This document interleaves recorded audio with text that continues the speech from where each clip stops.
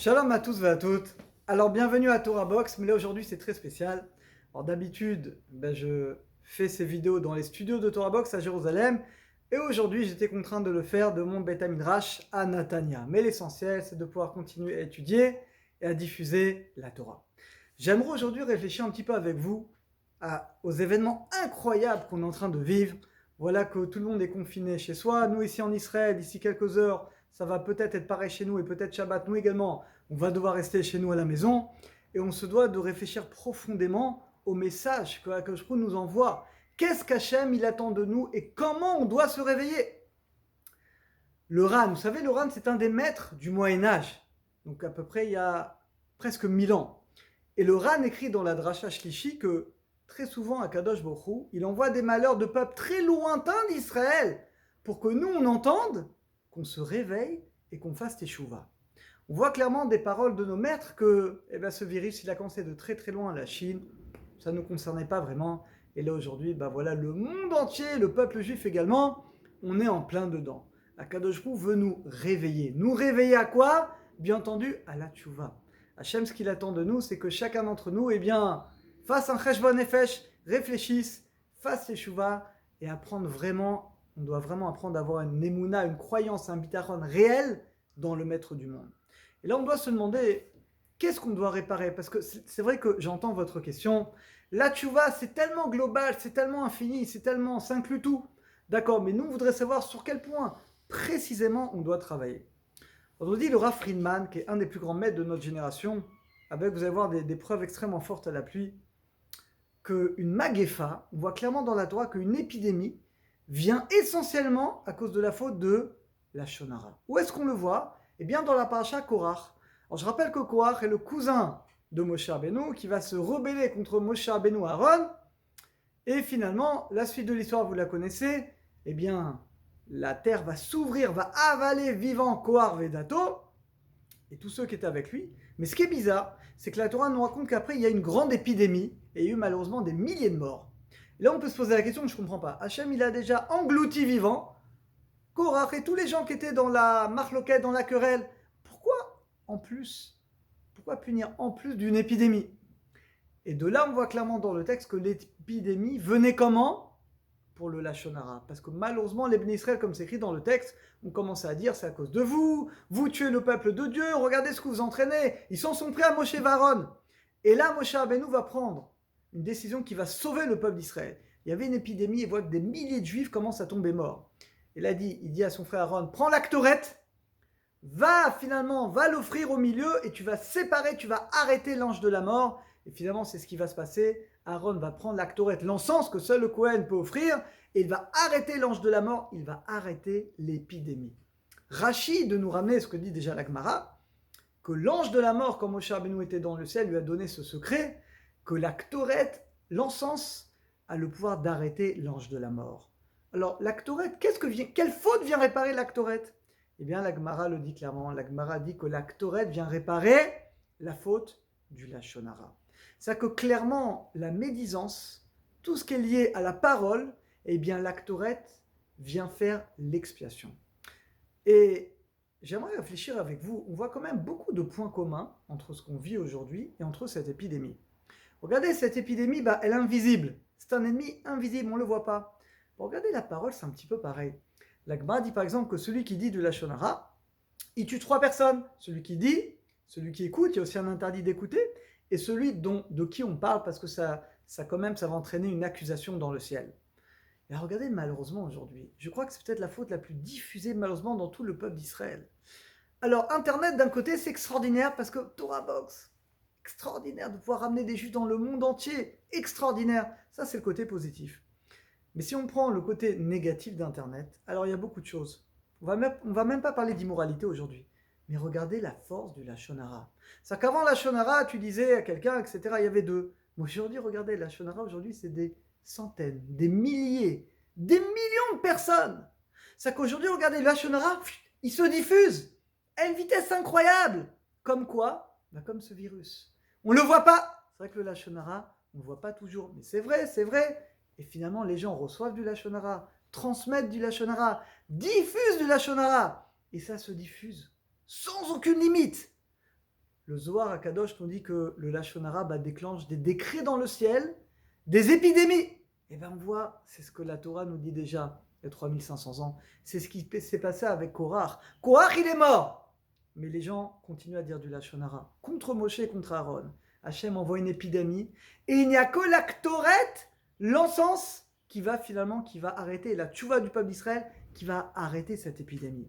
Alors d'abord, le parallèle, il est troublant, parce que c'est quelque chose dont on ne le voit pas, la parole, tu vois pas, tu dis, mais qu'est-ce que j'ai fait? J'ai rien fait, j'ai parlé. T'as parlé, t'as détruit la réputation de quelqu'un, t'as enlevé la parnassa de quelqu'un, t'as détruit le shalom bayit de quelqu'un, on ne peut pas savoir par la parole, quand la Torah nous dit qu'on est créé l'homme, Hachem a créé l'homme à l'image d'Hachem, ça veut rien dire, Dieu il n'a pas de corps. Dit le Nefesh HaChaim. De même qu'Hachem il crée le monde par la parole, Vaïhi il a créé le monde, et bien de même l'homme, par la parole, on crée des mondes. Quand tu étudies la Torah, tu pries, tu crées des mondes spirituels, mais quand on dit du Lashon Hara, on détruit des mondes. Alors on le dit dans les cours et on ne le comprenait pas. Bon, aujourd'hui on le voit. On voit qu'il y a quelque chose, un virus qui est invisible, et bien qui tue, qui entraîne une épidémie dans le monde. Ça c'est dû à quoi? C'est dû au Lashon Hara. Écoutez bien la deuxième preuve. Quelqu'un qui dit du Lashon Hara à l'époque où il y avait le Beth Amikdash, le temple, il était Metzora. Il avait une sorte de lèpre. C'est pas vraiment une lèpre, mais ça ressemblait à une lèpre. Quelle est la punition du Metzora? Écoutez bien. Eh bien. La Torah nous dit, il doit s'isoler. Il doit rester seul. Combien de jours il doit rester seul? 7 jours. Après 7 jours, il y a le Kohen qui vient. Et si la tâche n'a toujours pas parti, encore 7 jours. Ça fait 14 jours. Incroyable. Eh bien, c'est pour le cas dans beaucoup d'entre nous.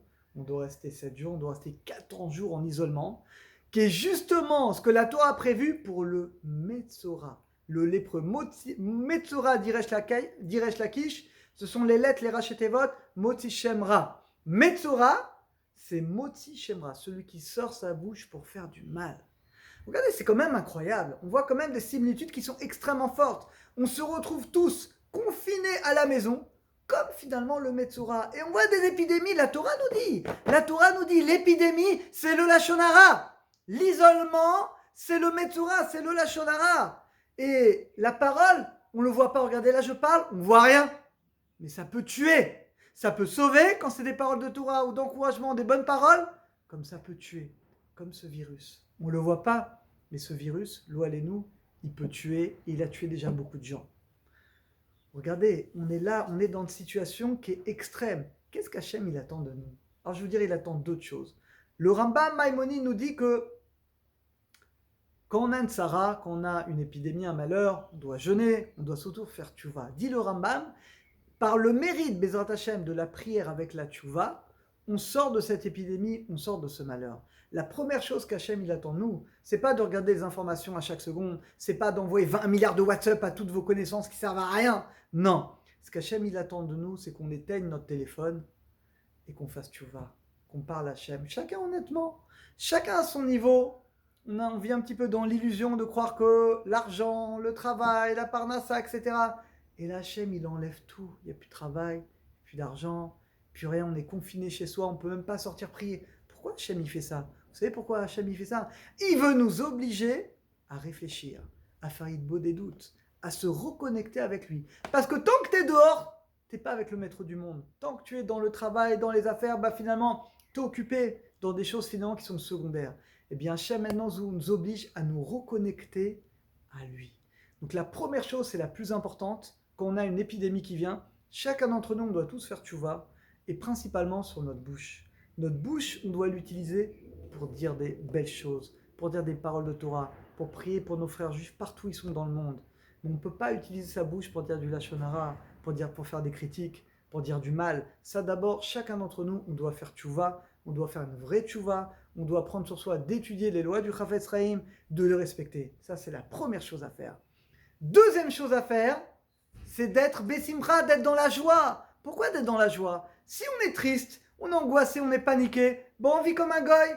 Un goy, effectivement, malheureusement, il n'a pas la Torah. Et il ne sait pas ce qui se passe. Nous, les amis, notre Père, c'est le maître du monde. Notre Père, c'est lui qui a créé le monde, c'est lui qui nous a créé. C'est le plus grand des médecins, c'est lui qui a créé cette maladie. C'est lui qui va détruire cette maladie. C'est lui qui décide qui est malade, qui va vivre, qui va mourir, qui va guérir. Quand on a la émouna profonde que notre Père, notre Roi, eh bien, il est là, il est avec nous, Alors là, on atteint quoi? On atteint une joie, mais une joie vraie. Pas une joie éphémère. Une joie que c'est notre Père, c'est notre Roi, il est là. De quoi tu as peur? De quoi tu as peur? Si on a peur, c'est que notre émouna, notre croyance, elle n'est pas vraie. Elle n'est pas entière, elle n'est pas authentique.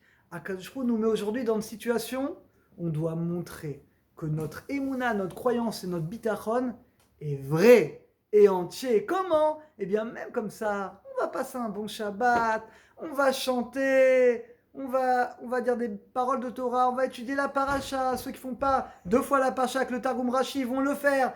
Et on va faire des Teilim. On va apprendre à nos enfants à voir l'Emouna, on va raconter des belles histoires. Et finalement, on va montrer à Hachem qu'on rallie ces deux choses. On fait tchouva, vraiment sincèrement, chacun, on a tous beaucoup de choses sur quoi faire tchouva, et essentiellement sur la bouche. Et on va prendre sur nous de fixer tous les jours l'étude de la Torah si ce n'est pas encore fait. Et celui qui le fait déjà, il va rajouter.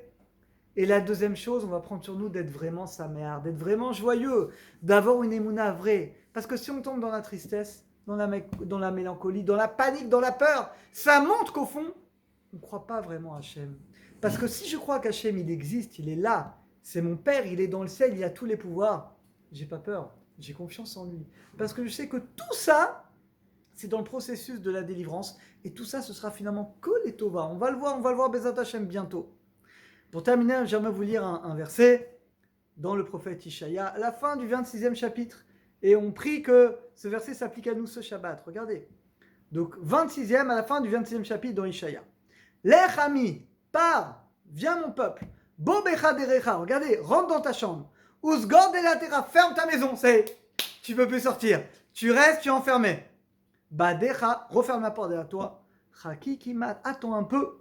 Ad yavazam, jusqu'à ce que la colère d'Hachem passe.